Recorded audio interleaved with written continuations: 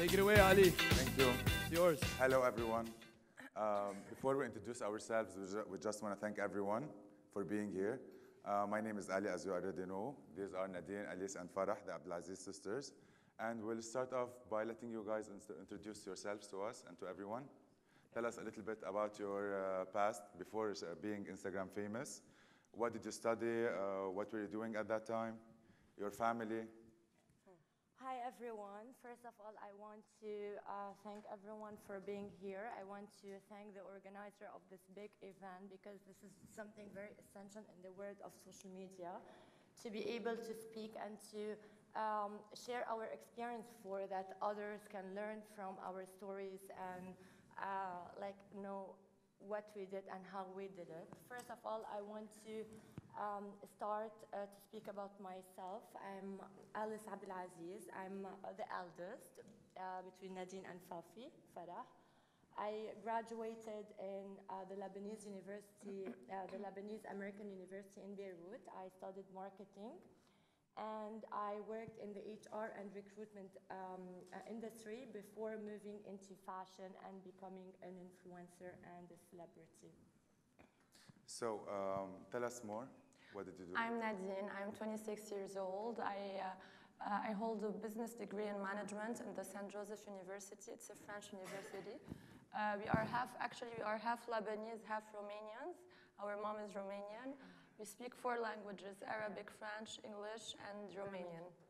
Before Instagram, when I graduated, I was told to participate in Miss Tourism World pageant in Bangkok. So I won second runner-up. And I started modeling at the age of 17. I worked for almost all the Lebanese designers. With the booming of social media, I opened my first Facebook account. This is before Instagram got popular. When it got popular, I opened my first Instagram account. Farah? Hello, everyone. My name is Farah Abdelaziz. I'm 25 years old, and I hold a business degree in management. And before Instagram, I was just like finishing my exam my last year in the university. So pretty much my life was like very simple. A student. As a student, yeah, so like this. Away from all the social media drama nowadays, yeah. So when you actually started blogging and your Instagram pages, did you ever think you were going to become the Kardashians of the Middle East? Never.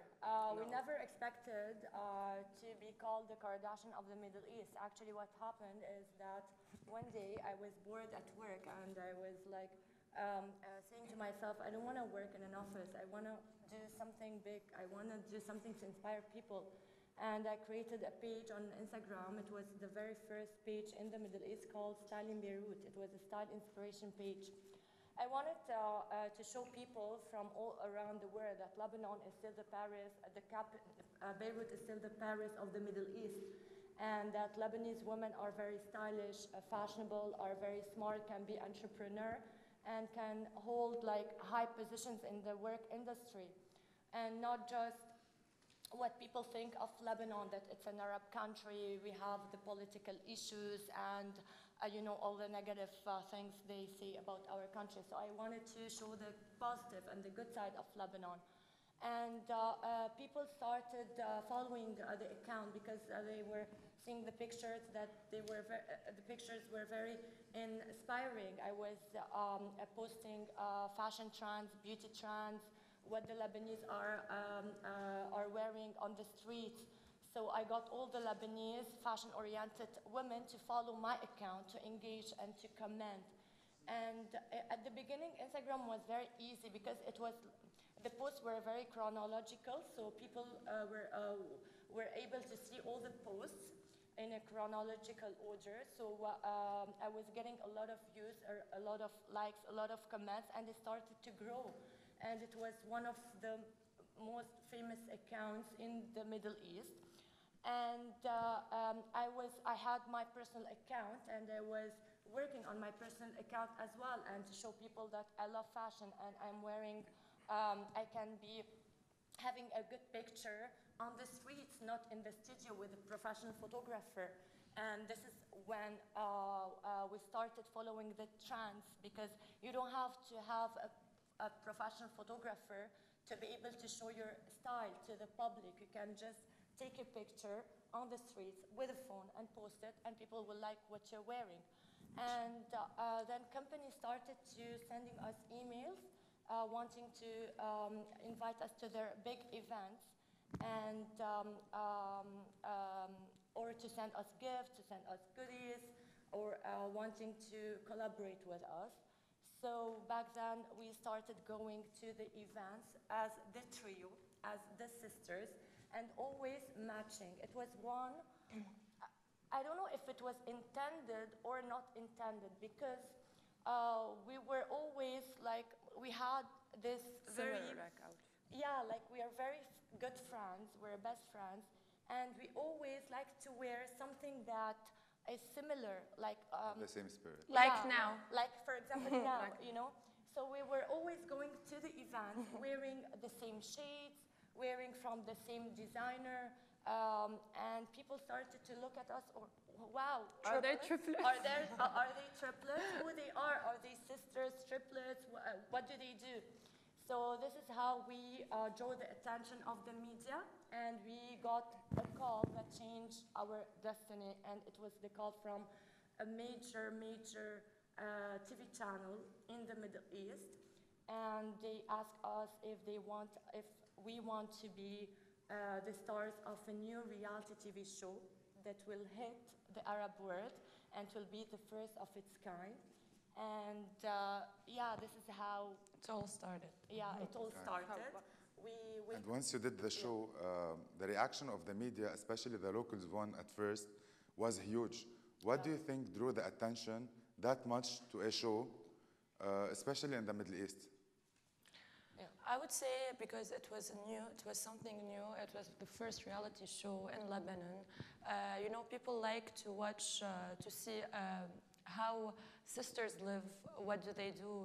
Where do they go out?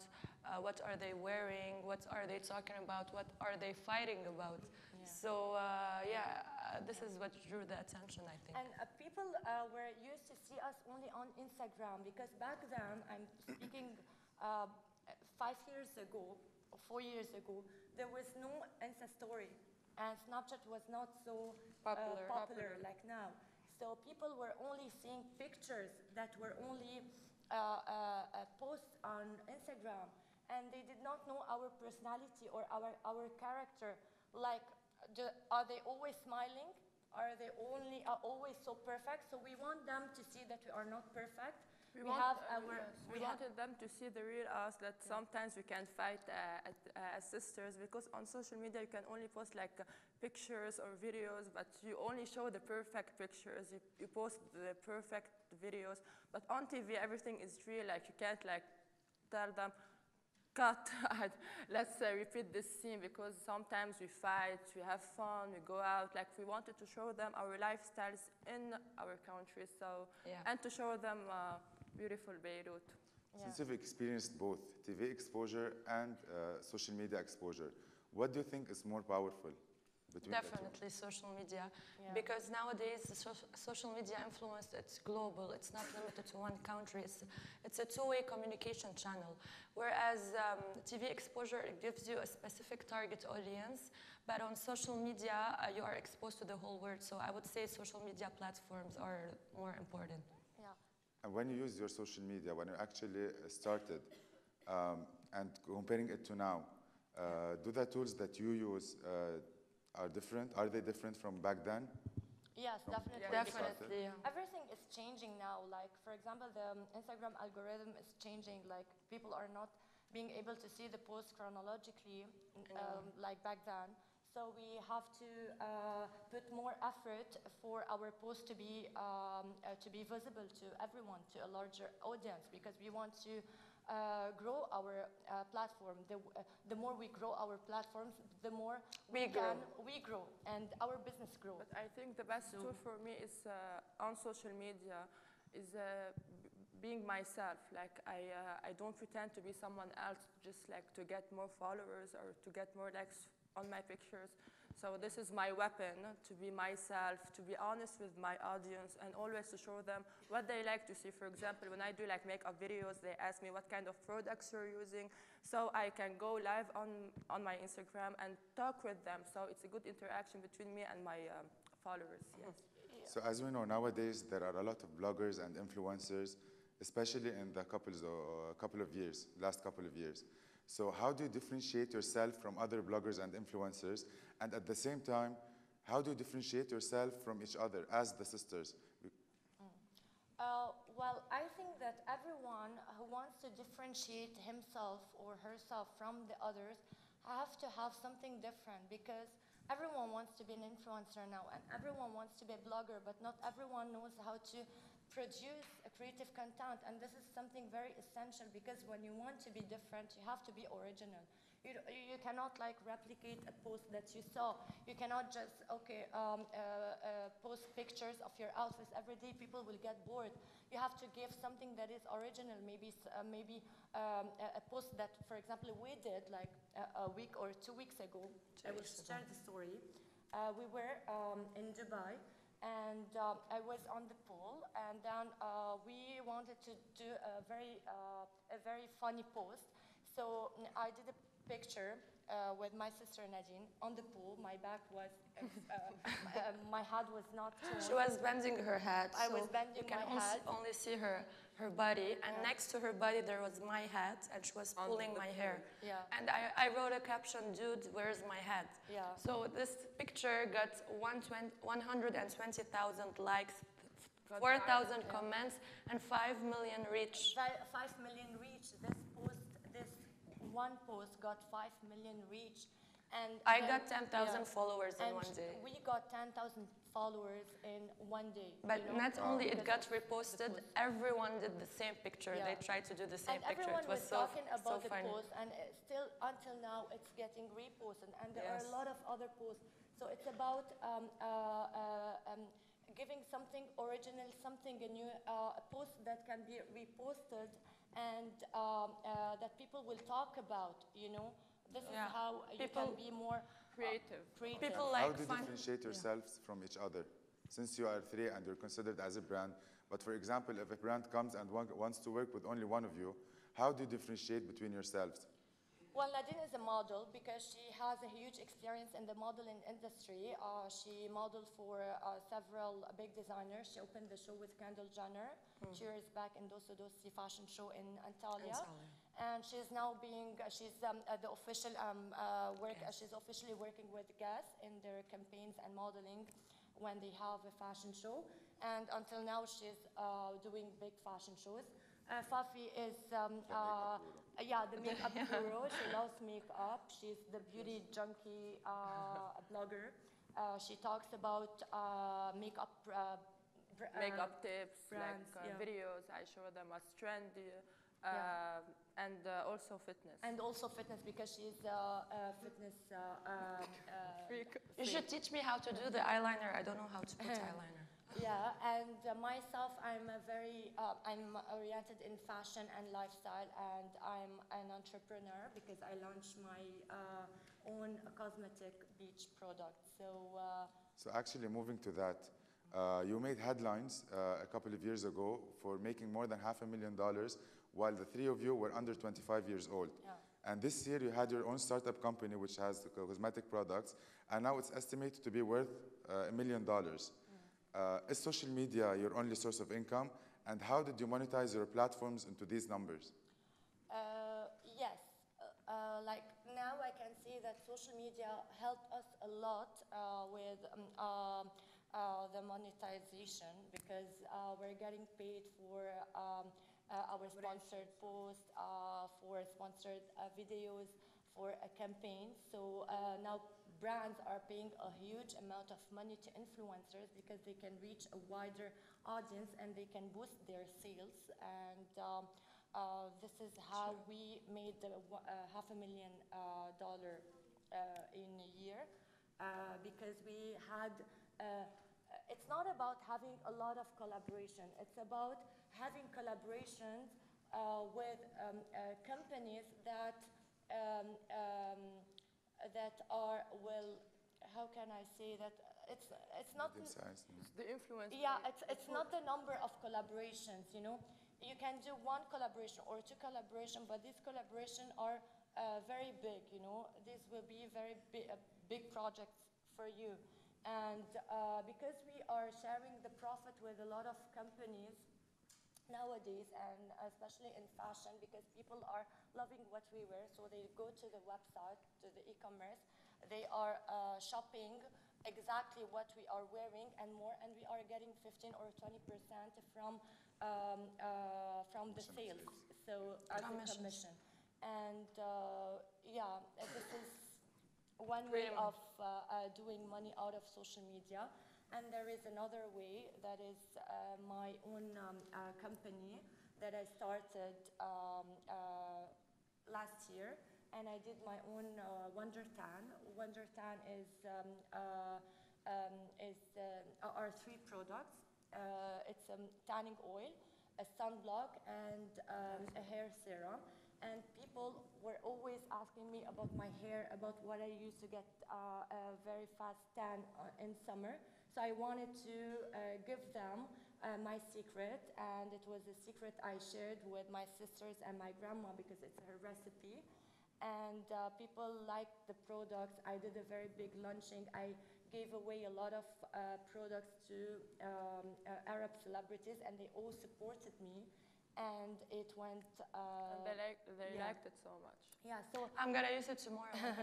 yeah, so this is very essential, by the way, because like most people are now only focusing on just social media and Instagram, but you never know, after 1 year or 2 years or 3 years or 5 years, maybe there will be no more. Actually, Instagram. that was going to be my next question. Your power relies hugely on the presence and the existence of an application, which is Instagram. Aren't you afraid that there will come a time where Instagram will no longer be where it is today? For example, we have seen it with Facebook and Instagram. It phased out from Facebook into Instagram, and now everyone is using Instagram. Aren't you afraid that the same thing will happen all over again, and you will have to start somewhere else from the beginning, maybe, on another app? Personally, I'm not, because I'm not thinking of it. I think For now, I'm not. Yeah, but when you establish yourself in the industry, people now recognize you, like they know your name. So for example, if there is a new application and you have loyal followers, they will follow you to the next application and whatsoever, you know. But I was saying before that it's very important not to only rely on social media and our platforms, because in the end, you have to be smarter and do something that will last. Like, for example, if you create your own company, if you create your own products, if you do your fashion line, your, I don't know. I think it's a challenge for everyone if something new will come up. For me, I will always work on myself, like show the best. And as she said, people already like know me, so yeah. So, this is your second time with INFLOW, INFLOW Summit. Yeah. Tell us about your experience and what made you come again. Yeah, this is our second time with INFLOW, but our first time as public speaker, and it's our first time in Doha. I want to say that we're very excited and we're happy to be here because, like, I'm very happy that there are companies who are putting the light on social media, because nowadays still people ask us, what do you guys do? You're just influencers. You just post pictures on social media. They don't take us seriously, and they take everything for granted. But they don't know that, like, influencer is a job, and influencer means having the potential to have an effect on people and their buying. Decisions. On their buying decisions. So people still ask us, what do you guys do? And they don't take the life of a blogger or influencer in a very serious way. So I'm very happy that they started knowing and recognizing that influencer marketing is very important, and brands are adding a new strategy into their marketing campaign, and this is the influencer Instagram marketing or the influencer marketing, and they're giving the chance to influencers to be on to be like models. For example, we saw the Dolce Gabbana show last year. They took influencers to open their show and to do the catwalk. They didn't have the models. And big brands are having influencers to do their campaigns. They're not asking celebrities like before. They were just approaching celebrities. Now they are approaching influencers. So this is a big opportunity for us to stand out and to say to everyone that we can be powerful because we did a lot of effort. We put a lot of effort in our Instagram and social media, and we are creating a content that is very powerful, and we are doing a business. So I'm very happy that INFLOW is putting the light on this on social media. Yeah. Yeah.